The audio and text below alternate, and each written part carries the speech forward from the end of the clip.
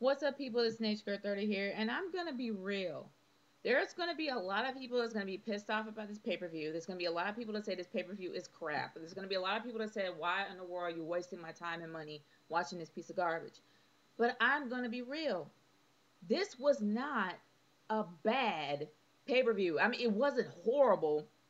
Sure, there were a few matches that should not have been on the card, such as that tuxedo match. And let's face it, tuxedo matches is the manly version of a bra and panties match. That's pretty much what it is. And the fact that they had Santino and Ricardo Rodriguez, don't get me wrong, I love Santino. I love Ricardo. I love Ricardo's interest music. I really do. But it should not have been on the card. Let's face it, it should not have been on the card at all, and it was extremely boring. There was far too much banter in the ring. Hey, anybody notice how much talking there was in the ring, back and forth, like friendly? I mean, sure, it was supposed to be confrontational, but there was far too much banter in the ring. Like, I'm like, there's way too much talking in this. I don't understand what's going on. And I know you guys have mics and stuff, and you pretty much hear what they're saying, but really? But anyway, that's a whole nother thing. Um, the tuxedo match was Santino Marella versus Ricardo Rodriguez. Sure, Santino ended up winning, which was a given. But has anybody noticed how Santino kept putting his legs up like he was cueing Ricardo to take his shoes off and stuff? And it was like he was like, oh, take off my sock, take off my shoe, and then he just pulled up his legs again to take his pants off. And I'm like, really? You have to tell Ricardo what to do? But anyway, we knew that match was going to be crap. Okay. The Brodus Clay versus David Otunga dark match that was on YouTube. It wasn't bad, but it was kind of predictable. You kind of knew it was going to have a predictable outcome. So that really wasn't at all a bad match. But the one match that kind of sort of impressed me was the Divas match for the Divas Championship, Beth Phoenix versus Layla. I honestly thought this was going to be a squash match, that Layla was going to win somehow. They actually did put in some work. I mean, I'm not going to lie. They actually did try to make an effort to make this match entertaining. So I'm really not going to completely hate on that. I actually do think that these women did try. So I'm going to give them kudos for that. But in my opinion, the match of the night in my eye was Christian versus Cody Rhodes. Now, as much as I was bummed out not to see Cody Rhodes win, because I really did want Cody Rhodes to actually get his IC championship back, Christian ended up retaining it, and I'm fine with that as well, because I really do feel like Christian should be in the main event scene at this point. That him having the IC championship belt is just holding him back, and Cody Rhodes really is the person to actually have this belt. It would benefit him more than Christian in my eyes. But anyway, this match was really good. It was my main event of the night, and I'm kind of happy that it did. I'm not. I mean, I'm not so much happy that it went the way it did, but that's not bad either. I'm still okay with it. But moving on to the triple threat match. Okay, I'm gonna go into the triple threat match right now. I know there's other things going on, but I'm going to the triple threat match. Um, the triple threat match I thought was actually supposed to be the main draw in my eyes. It wasn't really so much a steel cage match, but it was the triple threat match because there was so much promotion behind AJ being the person being the decision maker. But in a way, at first I thought that she wasn't the decision maker. I'm like, okay, she's coming. When is she coming out? When's she gonna be doing this? She's gonna interfere, whatever. She just got bumped off the rope, Kane and distracted Kane for CM Punk to have a roll up in the win.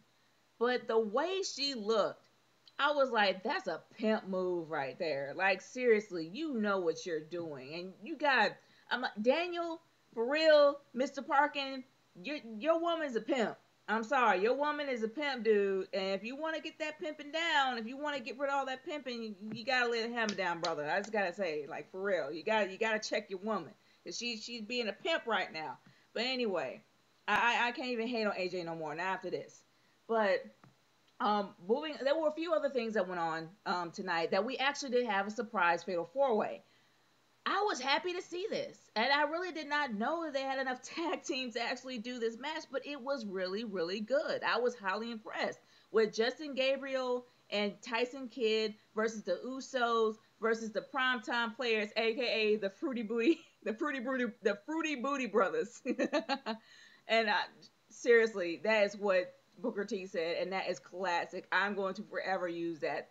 The Fruity Booty Brothers. Like seriously, I'm just that's just hilarious. But anyway, and then the Epicone Primo. But honestly, we haven't seen Epicone Primo in a while, and we haven't seen Abraham Washington in a while. So actually having him come out there was really interesting, and seeing how he actually lost weight and started to look a little bit better was something that really made me happy because he started looking really bad. But anyway, moving on from there. Um, it was a given that the Epicon promo were not going to get the belts back, period. But I really do like the fact that the primetime players won. Like, seriously, they're a great tag team. They need to be pushed, and they're being pushed pretty well. And they're actually, and this is the match that I really want to see. I want to see the Boom and Truth versus the primetime players. That was a match that I really wanted to see, and that's what really made me happy about this because that was a match I've been wanting to see forever. So I'm very happy that this actually did happen. Okay, moving on to another thing is that sure we had Ryback. We had Ryback and his squash matches, but now he's asking for three. So we're probably going to see three people in the ring with him that weigh a buck and a quarter. That he's going to probably squash, probably on Raw or whenever. I'm just sick to death of Ryback because whatever. But then Triple H had his promo. Now he came out pretty much promoting the fact that he is going to try to face, or actually face, Brock Lesnar at SummerSlam. Daniel, you called it again. Yeah, I kind of wish you didn't, but either or, Mr. Parkin called it. Check out his British Fist channel, y'all. Not like everybody isn't, but still, check out the British Fist. They're awesome. But anyway, um, the one thing that absolutely positively surprised me was the ending of the main event. I never felt so bored in my life the first time watching it. But then when it started just drawing down to like the minutes of when you just knew that Johnny Ace was going to be fired, I was literally screaming at my TV. And the fact that Brodus Clay came out with several other mid-carders in the back, from Alex Riley to Santino Marella to, oh gosh, Kofi Kingston. We had, and Zack Ryder. We had mid-carders coming out to stop this guy.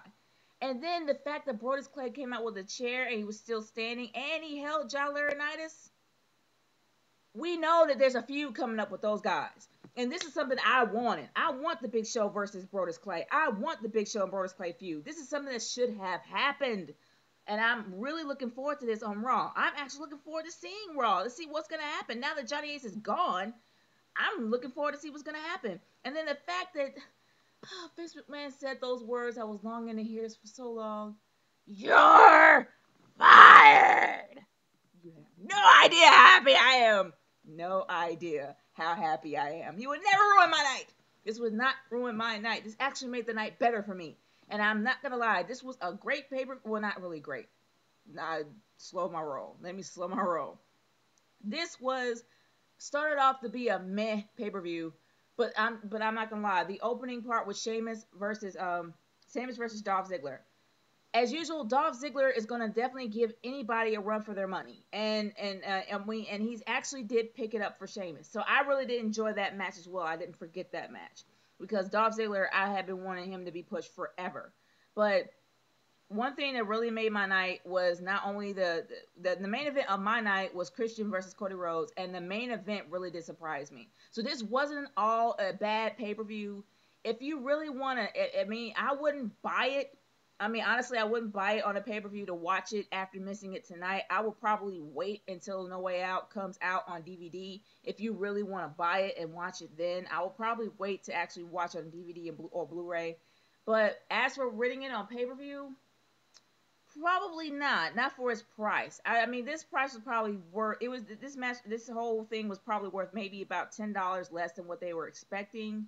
Probably maybe around 35, maybe a few dollars less than that.